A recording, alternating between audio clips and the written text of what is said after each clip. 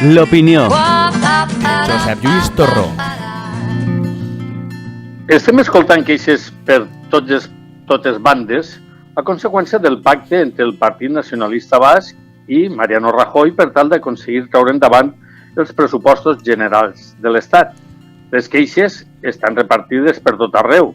Diuen que els bascos i les basques han sigut els grans guanyadors perquè aquest acord els permet reduir el cupo que tenen que aportar a les arques de l'Estat i al mateix temps aconsegueixen sucoses subvencions, intervencions i inversions per al País Basc.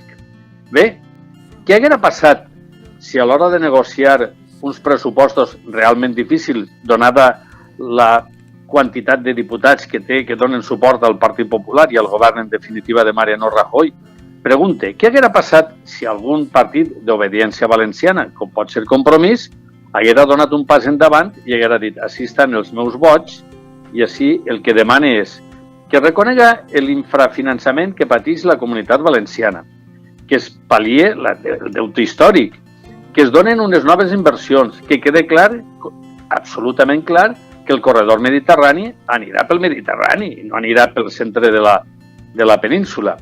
Tot això podia haver-ho fet perfectament el senyor Baldoví i els seus 4 vots i algun més que podia haver arrossegat al voltant seu.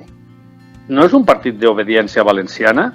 Doncs ara ha tingut una oportunitat extraordinària per a donar-se a conèixer. S'imaginen vostès el que haguera suposat escoltar a Baldoví donant suport als pressupostos de l'Estat, però sobretot traient pit per tot el que haguera aconseguit per a la nostra terra?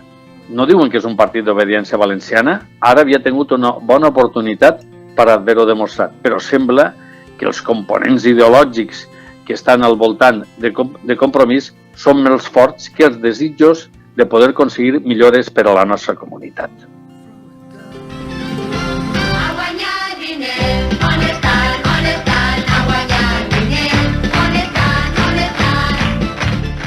Josep Lluís Torró, molt bona nit. Hola, molt bona nit, Josep. Per què has triat la cançó esta? Home, per està tot el món queixant-se de que no apleguen diners. Jo dic, Montleó un dia allò que a guanyar diners. Si es podien guanyar perfectament diners fent les coses en un poquet de trellat, Josep, en un poquet de trellat. Per a què volem un partit d'obediència valenciana si a l'hora de la veritat es tanquen en banda i no són capaços de negociar? Haver anat a Rajoy i haver dit, mire, així estan els vots, perquè Rajoy va molt necessitat. Sap vostè els diners que acabaran anant a Canàries perquè Pedro Quevedo, que serà al final el vot decisiu, el vot decisiu, què passarà? Què li sembla, senyor Puigades? Me sembla vergonyós. No, però és que n'hi ha una cosa, és que Compromís té 2 obediències clares. La primera és una obediència a Pablo Iglesias y entonces no pot fer una cosa diferent de lo que li diga Pablo Iglesias. Y ahí está Mónica Oltra, que bàsicament preferís ser la sucursal de Podemos en València, que és un partit valencià, i té una segona obediència, que és la del Bloc, que és clarament una obediència catalana. Entonces, quan s'ha vist últimament, quan algú en València diu algo i es preocupa perquè l'Estat invertisca més en el Port de Barcelona que el de València, com va ser fa un mes Isa queixa del Consell, enseguida Pilar Rahola i tota la premsa catalana a matxacar a qualsevol que des de València diga que això no pot ser, perquè al final ens miren per damunt del muscle i ens tenen com inferiors i no deixarien mai que Compromís fora realment una força valenciana d'estricta obediència valenciana. És que, si me permetís... Per tant, no és d'obediència valenciana. Evidentment si no és d'obediència valenciana en l'art mediterrani, potser és d'obediència catalana. Tenen 2 obediències, una catalana i l'altra de Podemos. José Luis, perquè s'ho facen mirar, dis-me. José Luis, soy Lourdes. Vamos a ver, a mí lo que me parece es que el problema de los políticos que tenemos aquí en la Comunidad Valenciana es que no están pensando en absoluto en el futuro de la Comunidad Valenciana. Están pensando en los votos que pueden arramplar en las próximas elecciones, con la próxima medida. Entonces no tienen visión de futuro. Y al no tener visión de futuro... Lourdes, querida Lourdes, permíteme una reflexión. ¿Tú te imaginas a Baldoví en la tribuna desde el hemiciclo diciéndole al señor Rajoy li dona els vots i vostè m'ha de donar assegurar-me el corredor mediterrani.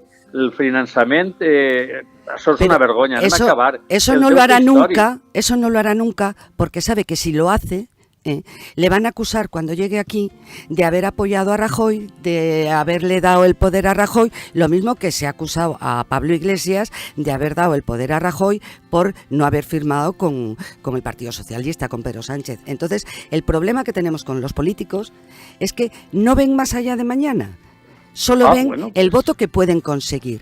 Y ese es el problema que tienen los valencianos y la desgracia que tiene el pueblo de la Comunidad Valenciana, que no tiene salida fácil. Yo no estoy de acuerdo en esto. Yo quiero decir que yo pienso que en este caso, si Baldoví hubiera apostado por ser un partido valenciano en lugar de ser un partido sucursalista de Podemos, hubiera tenido mayor apoyo del pueblo valenciano. El tema l'hem de deixar així. Y sobre todo una cosa fundamental, permíteme que una cosa fundamental, la visibilidad que hubiese conseguido Compromís y el propio Baldoví a nivel de España, a nivel de toda España, hubiese sido extraordinario y sería un político de futuro, porque actualmente el Compromís y Baldoví son conocidos por si un día se pone una samarreta, como las que sacaba Mónica Oltra, que en un momento determinado, y eso son, en el meu poble diuen bufes de pato.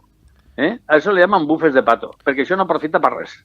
Aprofita per eixir un dia, perquè a més hi ha avui en dia en tots els mitjans de comunicació alternatius que hi ha els tradicionals, a lo millor apareix en alguna foto i s'ha acabat tota la història. Josep Lluís. Aquí el que feia falta era un polític de pes que tinguera visió de futur i de present. De futur i de present. I visió valenciana. I visió valenciana que pensaran els valencians. Queda tot clar. Josep Lluís Torró, moltíssimes gràcies per atendre'ns i per opinar. Un plaer compartir el micròfon amb tots vostès. Molt bona nit. Adéu. Bona nit.